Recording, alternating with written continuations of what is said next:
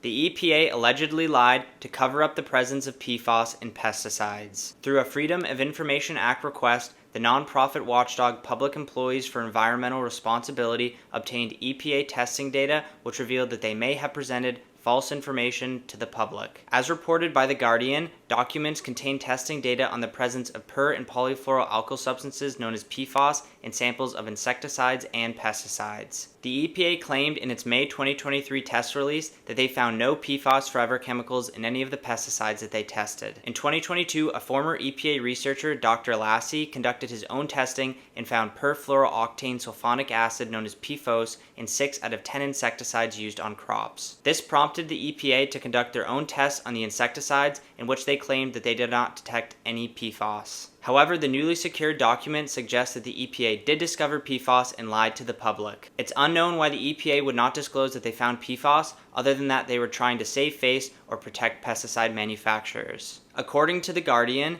EPA Division Director Ann Overstreet said the agency quote-unquote remains confident in our findings and said the agency's scientists maintain scientific integrity and is in compliance with established good laboratory practices. According to separate research done by the EWG, over 1,400 pesticides registered in Maine use one of 55 active ingredients classified as PFAS. This research came to light because Maine became the first state to ban pesticides with PFAS, which will go into effect in 2030. The presence of PFAS in pesticides is highly concerning because they cannot break down in nature, bioaccumulate in our bodies, and are highly carcinogenic. This is another perfect example of why we should support local regenerative farmers that don't use any synthetic inputs, and why we should grow a few pieces of food ourselves. To help you grow more of your own food, I carry 117 varieties of heirloom herb, fruit, vegetable, and wildflower seeds. The seeds are open-pollinated, non-GMO, pesticide, herbicide, and fungicide-free, and breed true to type. I also have a free farm map with over 5,000 local farms, ranches, and markets across the country. You can find the seeds on my website at myhealthforward.com, which I've linked in my bio.